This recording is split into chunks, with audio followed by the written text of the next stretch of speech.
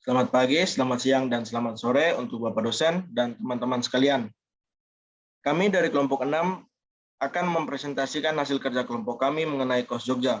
Namun sebelum itu, kami akan memperkenalkan diri terlebih dahulu. Perkenalkan, nama saya Gabriel Advin Batan dengan NIM 20531414096.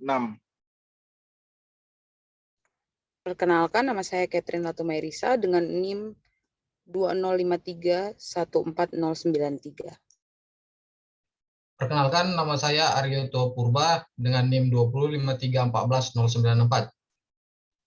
Perkenalkan, nama saya Krista Adelestin Seran dengan NIM 205341195. Sekian perkenalan dari kami. Sebelum kami masuk ke dalam topik pembahasan, kami akan membacakan terlebih dahulu deskripsi kasus kami. Akan dirancang suatu basis data untuk merekam data penyewa kamar kos dari sebuah website yang menghubungkan antara pemilik kos di Yogyakarta dan penyewa atau pencari kos. Sistem kerjanya akan dimulai saat pencari kos atau penyewa melihat-lihat kos yang disimpan di dalam website.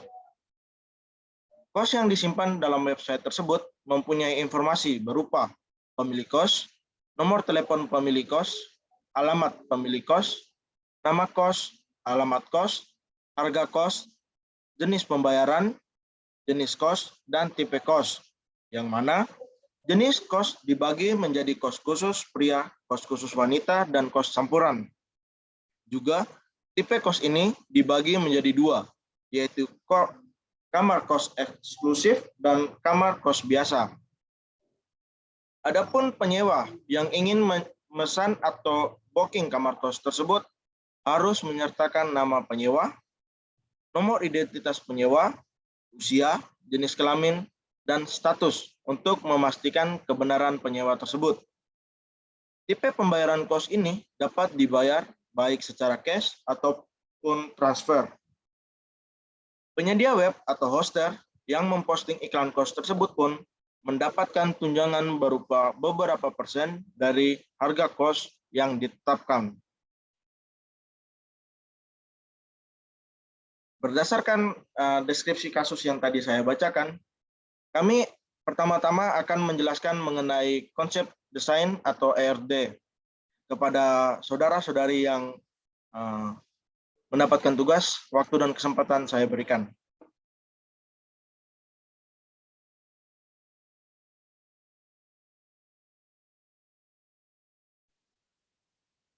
Baik, saya akan menjelaskan diagram ER-nya. Dalam diagram ER, kami ini mempunyai 3 entiti, yaitu penyewa, kos, dan pemilik kos. Pada entiti penyewa memiliki atribut, jenis kelamin, status, usia, nama, yang dimana atribut ID penyewa merupakan primary key dari entiti penyewa ini. Dan untuk penyewa ini mempunyai relasi sewa dengan kos, di mana dalam relasi sewa mempunyai atribut tanggal sewa, jenis, dan ID transaksi yang menjadi key dalam relasi ini. Untuk kos memiliki atribut tipe, jenis, harga kos, nama kos, status bayar, alamat, kos terdekat, fasilitas, dan nomor kamar ID kos sebagai primary key dari entity ini. Untuk partisipan constraints dari penyewa dengan kos adalah total dan partial, sedangkan untuk cardinality rasionya adalah one to many. Dan kos juga mempunyai relasi dengan pemilik kos, di mana pemilik kos mempunyai atribut nomor telepon, nama, alamat, dan nomor KTP sebagai primary key dari entity ini. Untuk partisipan constraints dari kos dan pemilik kos adalah total dan total. Sedangkan untuk rasio cardinality dari keduanya adalah many to one. Sekian penjelasan diagram ER dari saya. Saya kembalikan pada moderator. Terima kasih kepada saudari yang sudah mempresentasikan. Selanjutnya kami akan menjelaskan mengenai logical design ataupun skema. Kepada saudara, kami persilakan. Baik, terima kasih kepada moderator. Pada kali ini saya akan menjelaskan mengenai konseptual desain berdasarkan ER diagram yang telah kelompok kami buat. Berdasarkan ER diagram itu, kami akan merepresentasi tipe entitas dan atribut dalam relasi dasar atau base relation-nya. Yang pertama itu ada penyewa, kemudian ID penyewa sebagai primary key-nya, nama, jenis kelamin, dan status, dan usia sebagai atributnya. Kemudian ada kos, memiliki atribut ID kos, nomor kamar, nama kos, alamat, tipe, jenis, harga kos, tanggal sewa, fasilitas, lokasi terdekat, status bayar, dan ID transaksi sebagai primary key dari kos ini. Kemudian ID penyewa dan nomor KTP sebagai foreign key-nya. Kemudian ada pemilik kos yang memiliki nomor KTP sebagai primary key, nama, nomor telepon, dan alamat sebagai atributnya. Kemudian kami juga membuat normalisasi tabel berdasarkan ER diagram kami tersebut, yang terdiri dari 3 normalisasi. Yang pertama 1 NF, 2 NF, dan 3 NF. Yang dimana pertama kali kami melakukan normalisasi ke 1 atau normalisasi 1 NF. Yang dimana syarat pertamanya adalah tabel harus bersifat atomic value dari kolom-kolomnya. Dan tidak ada set atribut berulang, kemudian telah ditentukan primary key untuk tabelnya. Dapat dilihat dari tabel-tabel tersebut, terbentuklah tabel penyewa, tabel kos, dan tabel pemilik kos berdasarkan normalisasi pertama. Kemudian melakukan normalisasi yang kedua atau normalisasi kedua NF. Yang dimana syarat pertamanya adalah bentuk data telah memenuhi kriteria bentuk normal pertama, dan kemudian atribut bukan kunci haruslah memiliki ketergantungan fungsional sepenuhnya atau fully functional dependency pada kunci utama atau primary key. Berdasarkan syarat-syarat tersebut, kami membentuk tabelnya seperti berikut. Berikut adalah tabel penyewa, tabel kos. Kemudian kami melakukan normalisasi ketiga, yaitu normalisasi ketiga NF. Di mana syarat pertamanya adalah sudah dalam bentuk normal kedua atau 2 NF. Kemudian tidak ada ketergantungan transitif, yang dimana maksudnya adalah atribut bukan kunci tergantung pada atribut bukan kunci lainnya. Berikut tampilan untuk normalisasi 3NF untuk tabel kos, tabel ID penyewa, dan tabel pemilik kos. Sekian penjelasan saya mengenai konseptual desain. Saya kembalikan kepada moderator. Terima kasih. Baik, terima kasih kepada saudara yang sudah menjelaskan mengenai logical design atau skema. Berikut, setelah kami menjelaskan mengenai conceptual design dan logical design, kami akan menunjukkan semua tabel beserta isi-isi yang telah kami buat. Kepada saudari, waktu dan kesempatan kami berikan. Baik, saya akan menjelaskan mengenai DDL. Yang pertama, ada tabel penyewa, di mana tabel penyewa ini berisi kolom-kolom, yaitu ID penyewa, nama penyewa, jenis kelamin, status, dan usia penyewa, di mana ID penyewa ini berperan sebagai primary key pada tabel penyewa. Yang kedua, ada tabel pemilik kos, di mana tabel pemilik kos ini mempunyai kolom-kolom nomor KTP, nama pemilik, nomor telepon, alamat, dan nomor KTP berperan sebagai primary key. Kemudian ada tabel kos. Tabel kos ini berisi kolom ID kos, nomor kamar, nama kos, alamat, tipe kos, jenis kos, harga kos, lokasi terdekat, fasilitas, tanggal sewa, tanggal jatuh tempo, ID transaksi, ID penyewa, dan nomor KTP.